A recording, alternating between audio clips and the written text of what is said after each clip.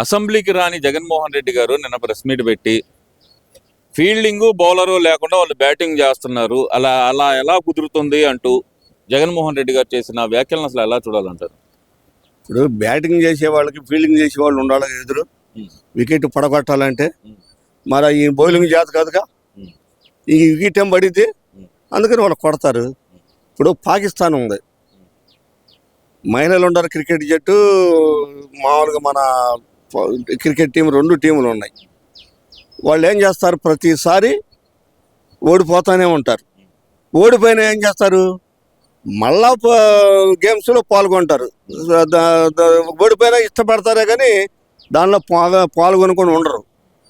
మరి జగన్మోహన్ రెడ్డి పోలేడుగా, మరి పాకిస్తాన్తో పోల్చారు ఏంటంటే మరి వాళ్ళకున్న ఇది కూడా లేదు కదా. వాళ్ళు ఓడిపోయిన ధైర్యంతో మళ్ళీ పోతారు యుద్ధానికి. క్రికెట్ ఆడడానికి పొద్దాకులు వెళ్తానే ఉంటారు, పొద్దాకులు ఓడిపడుతుంటారు. వాళ్ళకున్న సమర్థత ఒక లెక్కలో నీతే, ఓడిపోయినా నీతిగానే పోరాడుతున్నారు. మరి అది లేదుగా.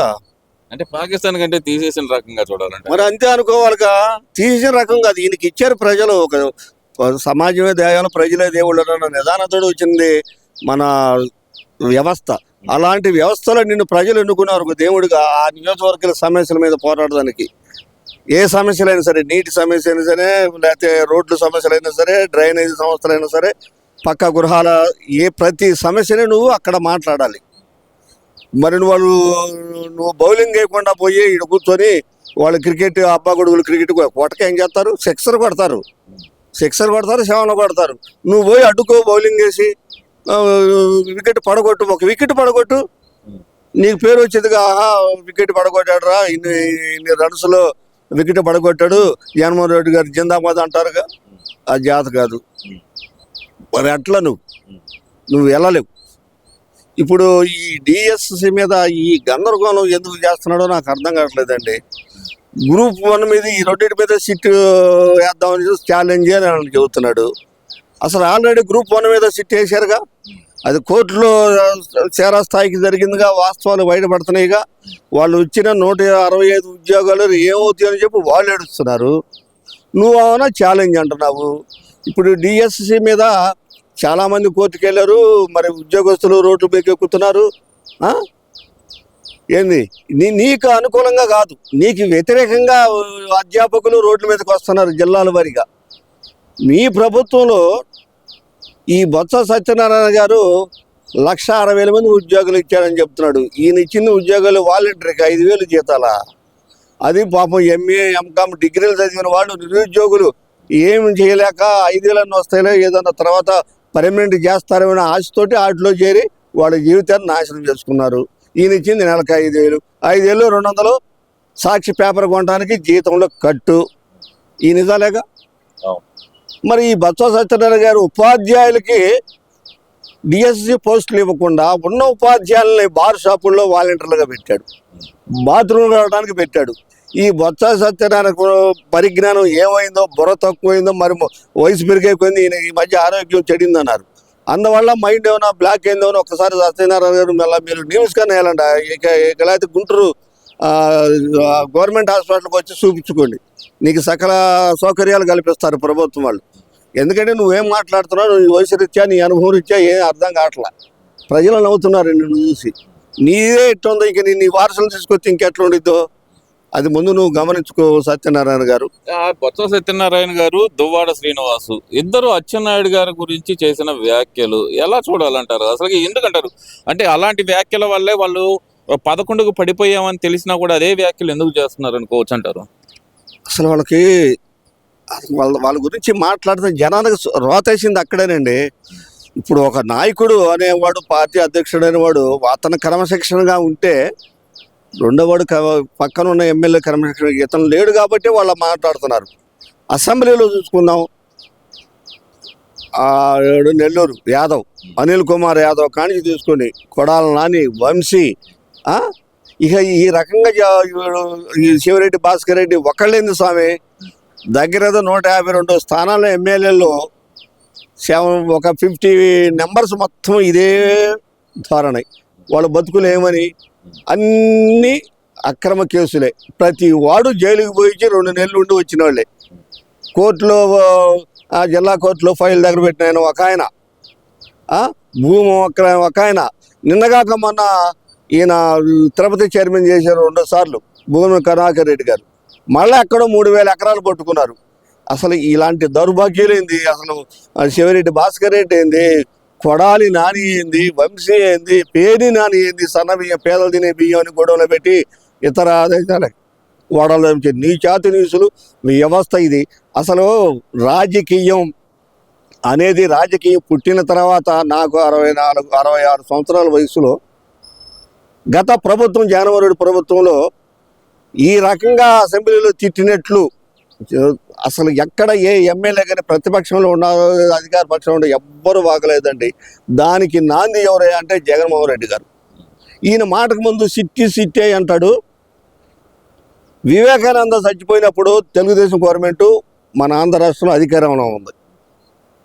సంచింది వాళ్ళ సొంత బాబాయి, చంపింది ఆయనకి తెలుసు. ఆయన సిట్టి వేయమన్నాడు ప్రభుత్వాన్ని.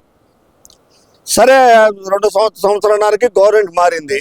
అదే గవర్నమెంట్ మారేదో సిట్ అవసరం లేదు అని చెప్పిన వ్యక్తి జగన్మోహన్ రెడ్డి గారు. అంటే సిట్టి అధికారుల మీద నీకు నమ్మకం లేదు. ఇవాళ నువ్వు సిట్టి అధికారులు ఎందుకు కోరుతున్నా? ఆల్రెడీ కోర్టులో ఉంది కదా, బంతి గొంతు కోర్టులో ఉంది. గ్రూప్ 1 మీద ఫైనల్కి వచ్చింది. ఒక 10-20 రోజుల్లో, ఒక నెలలోనది దాని బండారం బయటపడింది. నీకు చేతనైతే నువ్వు కోర్టుకెళ్ళు, డిఎస్సి మీద నువ్వు పోరాటం చేయి.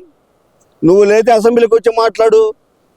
ఇప్పుడు ఈయనేందంటే ఈ అసెంబ్లీలో క్రికెట్ ఉదాహరణ, మరి పెద్దల సభ, వాడు దువ్వాడి శ్రీనివాసరావు, ఆంబోతు రామ, ఆయన ఎవరంటే అచ్చెన్నాయుడుగా ఆంబోతు ఆ బస్తా సత్యనారాయణ నోరు తిరగదు అంటాడు. ఆయన ఒక మాజీ మినిస్టరు. నీ నోట్లోంచి మాట సరిగ్గా రాదు, నువ్వు ఆంబోతు అంటావు. నిన్ను చూసి అసలు నువ్వు సీనియర్ నాయకుడే ఇప్పుడు వైఎస్ఆర్ పార్టీలో ఒక రకంగా చెప్పైతే నువ్వు సీనియర్ నాయకుడివి, నీకే జ్ఞానం లేదు. ఈ ముండా ఏడు నేను అనకూడదు. అది ఇప్పుడు దువ్వాడి శ్రీనివాసరావు ముండా అనొచ్చు, పెద్ద నాకు నిమిషం పడదు ఈ మీడియాలో. తప్పు. అతను ఒక ఎమ్మెల్సీ. పైపెచ్చు ఇతను వ్యక్తిగతంగా మనం వెళ్తే కుటుంబ కాలాలను వాళ్ళ జోలికి వెళ్ళకూడదు. తల్లికి బిడ్డకి అన్యాయం చేసిన దుర్మార్గుడు ఈ దువ్వాడి శ్రీనివాసరావు.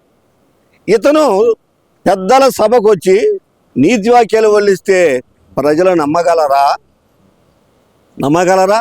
దువ్వాడ శ్రీనివాసరావు చెప్పయ్యా నాయన. ఇలాంటివి చెప్పుకుంటూ పోతే వాళ్ళ గురించి ఒక్కొక్కసారి బాధాకరమైన విషయం. ఎందుకంటే వీళ్ళ మార్పు రాదండి. ఇప్పుడు 100 అబద్ధాలు ఇప్పుడు 100 రాళ్ళు వేస్తాడు కూర్చొని, ఏదో ఒక రాయి తగిలిదిగా.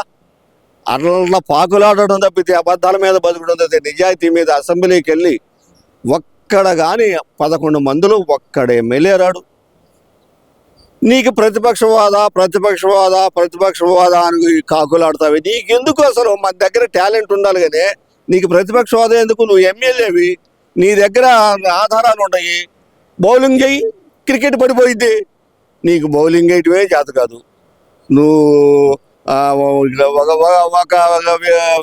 అతనేమో ఒక వికెట్ ఏం పడగొడతా, చిన్న వికెట్నే పడగొట్టలేవు. ఇప్పుడు లీడింగ్లో ఉన్న చిన్న వికెటే నీకు పడదు. సిక్సర్లు కొట్టిన వికెట్ నువ్వేం పడగొడతా? నువ్వు అక్కడ జీరో. జగన్మోహన్ రెడ్డి గారు, నీ పద్ధతి మార్చుకో. నువ్వు ఉండాలి రాజకీయంగా. ప్రతిపక్షం అనేది ఏ పార్టీకైనా ఉండాలి. ప్రజల క్షేమం కోసం నువ్వు పోరాడిన కాడ పోరాడవు. నీ ప్యాలెస్లో మీటింగ్ పెట్టి 100 మైకులు పెట్టుకొని మాట్లాడతావు. మొన్న నువ్వు కార్యకర్తల్ని రెచ్చగొట్టడం ఏంటంటే, అసలు స్థానిక సంస్థల్లో మనం గెలుస్తాం, పోలీసులు వాళ్ళే, న్యాయస్థానం పార్టీ వాళ్ళే, అన్నీ వాళ్ళని చెప్తున్నావు.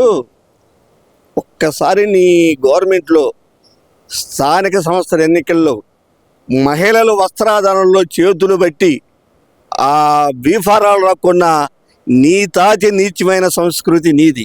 నామినేషన్ కొట్టింది మీరు. ఇక్కడ మన మాచర్లలో మన పిన్నెల్లి లక్ష్మారెడ్డి కూడా పోయి కొట్టాడు ఒక కార్యకర్తను అడ్డుకున్నందుకు. ఎవరు జగన్మోహన్ రెడ్డి గారు నీ ప్రభుత్వంలో జరిగినాయా? లేకపోతే ఈ ప్రభుత్వం జరుగుతాయా? ఈ పనులు జరుగుతాయి అనుకుంటే నీ భ్రమ.